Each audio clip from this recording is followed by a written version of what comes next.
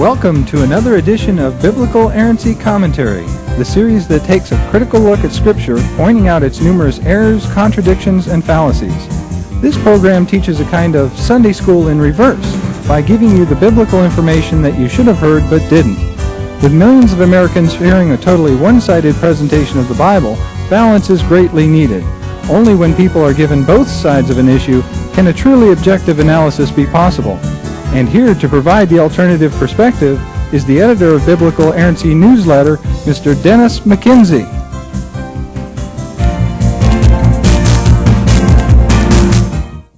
Stand by.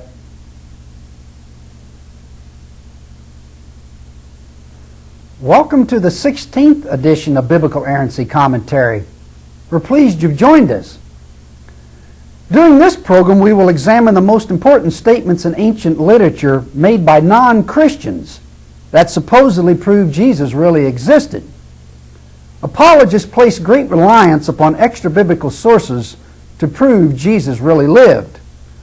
And since the number of passages available from non-Christian sources is rather small, it would be wise to examine each. The first and most famous comment is from the Jewish historian Josephus, who said the following in Book 18, Chapter 3, Section 3, in his work entitled The Jewish Antiquities. Quote, "Now there was about this time Jesus, a wise man, if it be lawful to call him a man, for he was a doer of wonderful works, a teacher of such men as received the truth with pleasure. He drew over to him both many of the Jews and many of the Gentiles. He was the Christ. And when Pilate, at the instigation of the principal men among us, had condemned him to the cross, those who loved him at the first did not forsake him. For he appeared to them alive again the third day, as the divine prophets had foretold these and 10,000 other wonderful things concerning him. And the tribe of Christians so named from him are not extinct at this day." Unquote. Since this quotation is cited by more apologists than any other, an in-depth exposure of its many flaws is badly needed. First, would Josephus, a devout Jew, imply that a man was not a man, that he was divine? Second, would a devout Jew say that Jesus was the Christ? Third, would a devout Jew say the messianic prophecies expressly referred to a man at that time? Fourth, would a devout Jew say Jesus rose from the dead? Fifth, the passage is so obviously fraudulent that it's astonishing to find a single theologian who accepts it. Most of the passage is rank blasphemy from a Jewish perspective. It was inserted by a later hand and is quite Christian. 6. The passage in question interrupts the narrative. Immediately before this passage, Josephus tells of an uprising of the Jews due to bitter feeling at the conduct of Pilate and its bloody suppression by the ruling power.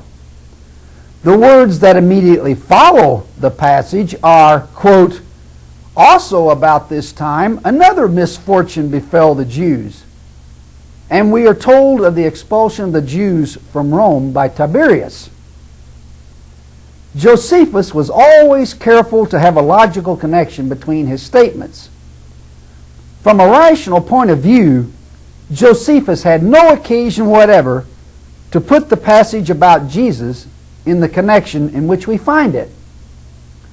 What is the connection between the reference to Jesus and the two narratives within which it is sandwiched? Nothing whatever.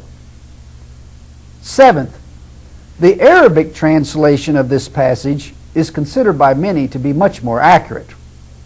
It states, quote, "At this time there was a wise man who was called Jesus, and many people from among the Jews and the other nations became his disciples. Pilate condemned him to be crucified and to die. And those who had become his disciples did not abandon his discipleship. They reported that he had appeared to them after 3 days alive after the crucifixion, and that he was still on the earth. Accordingly, he was perhaps the Messiah, concerning whom the prophets have recounted wonders." Unquote.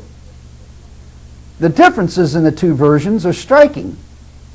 A, the first version says he was the Christ, while the Arabic text says perhaps he was the Christ.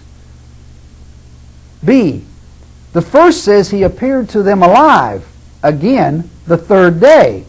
The Arabic says they reported that he had so appeared. C, the first says he was dispensing truth with pleasure. The Arabic says nothing about dispensing truth. D, the Arabic account never implies that he was something other than a mere man. And E, the Arabic account says his conduct was good, while the first says he was a doer of wonderful works, which could be interpreted as miracles. The differences in these two accounts are critical and bring the validity of the entire passage into doubt. Eighth, the passage is not found in any of the early copies of Josephus. It does not appear until the work entitled The Ecclesiastical History of Eusebius, which came onto the scene in 320 AD, nearly 300 years later.